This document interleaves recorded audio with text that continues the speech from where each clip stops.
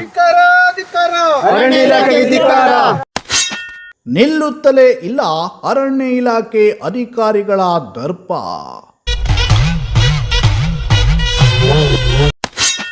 ಆದೇಶ ಲೆಕ್ಕಕ್ಕಿಲ್ಲ, ಕಾನೂನು ಕೇಳೋರಿಲ್ಲ.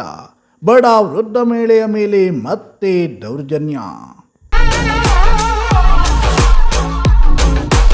ಎಸ್, ಉತ್ತರ ಕನ್ನಡ ಜಿಲ್ಲೆಯಲ್ಲಿ ಈ ಅರಣ್ಯ ಇಲಾಖೆ ಅಧಿಕಾರಿಗಳ ದರ್ಪ ದೌರ್ಜನ್ಯಗಳು ಮುಗಿಯುವ ಹಾಗೆಯೇ ಕಾಣಿಸ್ತಿಲ್ಲ. ಇತ್ತೀಚೆಗಷ್ಟೇ ನಿವೃತ್ತ ಸೈನಿಕನ ಕುಟುಂಬದ ಮೇಲೆ ದೌರ್ಜನ್ಯ ಎಸಗಿದ್ದ ಘಟನೆ ಬೆಳಕಿಗೆ ಬಂದಿತ್ತು. ಈ ಘಟನೆ ಮಾಸುವ ಮುನ್ನವೇ ಇದೀಗ ಈ ಅರಣ್ಯ ಇಲಾಖೆ ಅಧಿಕಾರಿಗಳು ಬಡ ವೃದ್ಧ ಮಹಿಳೆಯೊಬ್ಬರ ಜಮೀನಿಗೆ ನುಗ್ಗಿ ಸಾಗುವಳಿ ಪ್ರದೇಶದಲ್ಲಿದ್ದ ಅಡಿಕೆ ಮರಗಳನ್ನು ಕಡಿದು ಹಾಕಿ ದೌರ್ಜನ್ಯ ಎಸಗಿರುವ ಆರೋಪ ಕೇಳಿಬಂದಿದೆ. ಹೌದು, ಕಾಡಿಗೆ ಕಾಡನ್ನೇ ಅತಿಕ್ರಮಣ ಮಾಡುವ ಧನವಂತರ ಮುಂದೆ ಇವರ ಅಟ್ಟಹಾಸ ನಡೆಯೋಲ್ಲ.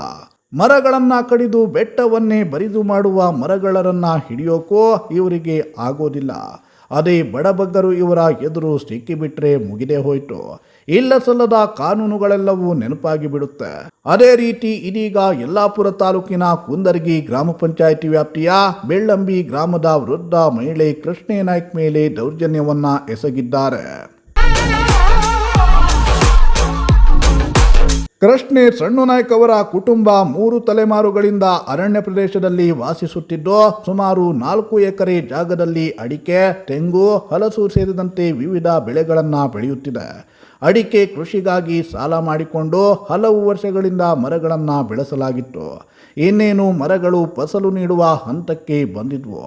ಆದರೆ ಮನೆಯಲ್ಲಿ ಯಾರೂ ಇಲ್ಲದ ವೇಳೆ ಮಂಚಿಕೆರೆ ವಲಯದ ಅರಣ್ಯ ಸಿಬ್ಬಂದಿ ಜಮೀನಿಗೆ ನುಗ್ಗಿ ಅಡಿಕೆ ಮರಗಳನ್ನು ಕಡಿದು ವಾಹನದಲ್ಲಿ ತುಂಬಿಕೊಂಡು ಹೋಗಿದ್ದಾರೆ ಎಂದು ಆರೋಪಿಸಲಾಗಿದೆ. ಯಾವುದೇ ಮುನ್ನೆಚ್ಚರಿಕೆ ನೋಟಿಸ್ ಕೂಡ ನೀಡದೆ ಈ ಕ್ರಮ ಕೈಗೊಂಡಿರುವುದು ರೈತರ ಆಕ್ರೋಶಕ್ಕೆ ಕಾರಣವಾಗಿದೆ. ಸುಮಾರು ಒಂದು 40-50 ವರ್ಷದಿಂದ ಇಲ್ಲಿ ಅತಿಕ್ರಮಣ ಮಾಡ್ಕೊ ಇದ್ದಾನೆ. ಅವ್ರ ತಂದೆಯವ್ರ ಕಾಲದಿಂದ. ಅವ್ರ ತಾಯಿ ಅವಳು ಮಾಡ್ಕೊ ಇದ್ದವಾಗ ಯಥಾ ಪ್ರಕಾರ ಈ ಅರಣ್ಯ ಇಲಾಖೆಯವ್ರು ಬಂದು ಅವರು ಕೆಲಸಕ್ಕೆ ಹೋಗಿರ್ತಾರೆ. ಹೋಗಿ ಬರುವುದ್ರೊಳಗೆ ಗಿಡ ಕಟ್ಕೊಂಡು ಹೋಗ್ಬಿಟ್ಟಾರೆ. ಇವ್ರಿಗೆ ಗೊತ್ತೇ ಇಲ್ಲ, ಹೇಳಲೂ ಇಲ್ಲ. ಅದು ಬಂದು ನೋಡಿದಾಗ ಇಲ್ಲಿ ಗಿಡ ಕಡ್ದಿತ್ತು. ಕಡೆಗೆ ಅವರಿಗೆ ಹೇಳಿದ್ರಂತೆ ಅವಾಗ ಯಾವುದೊಂದು ಇವರು ನಮ್ಮ ಕಾತೂರು ಬಿಟ್ನವರಲ್ಲ, ಕಾತೂರು ಬಿಟ್ನ ಮಂಜು ಗಾರ್ಡ್ರು ಹೇಳಿ ನಿಮ್ದು ಎಲ್ಲ ಗಿಡ ಕಟ್ಕೊಂಡು ಹೋಗಾರೆ ಮಾವಿನಕಟ್ಟೆ ಫಾರೆಸ್ಟ್ರು ಕತೆಯವರು ಅಂದ್ರೆ. ಆವಾಗ ಬಂದು ಕೆಳಗೆ ಹೋಗಿ ನೋಡಿದ್ರ ಕೇಳಿದ್ರಂತೆ. ಇಲ್ಲಿ ಬಂದು ನೋಡೋರಿಗೆ ಈ ನಮೂನೆ ಆಗದು. ಆವಾಗ ಎಂತ ಮಾಡೋದು, ಇವ್ರು ಪಾಪ ಹತ್ತಿ ಅವತ್ತು ಊಟ ಗೀಟ ಏನೂ ಇಲ್ಲ ಅಂತ ಬೆಳೆ ಬರುವಂಥ ಗಿಡಕ್ಕೆ ಬಂದದ್ದು ಕಟ್ಕೊಂಡು ಹೋಗ್ಬಿಟ್ಟಾರೆ. ಹೌದು, ಅದಕ್ಕಾಗಿ ಅದ್ರ ಬಗ್ಗೆ ಏನು ಸೂಕ್ತ ಕ್ರಮ ನಮಗೆ ಆಗಬೇಕು. ಅದ್ರ ಬಗ್ಗೆ ಏನು ಮಾಡ್ತೀರಿ ಹೇಳಿ. ಈಗ ಆ ಗಿಡ ಈಗ ಹಚ್ಕೊಡ್ತಾರ ಅಥವಾ ಅದ್ರ ಬಗ್ಗೆ ಏನು ಪರಿಹಾರ ಇದ್ರ ಮಾಡ್ತಾರ ಏನು ಹೇಳಿ. ಅವತ್ತು ಊಟನೇ ಮಾಡಲಿಲ್ಲ ಹೇಳಿ ಅವರು.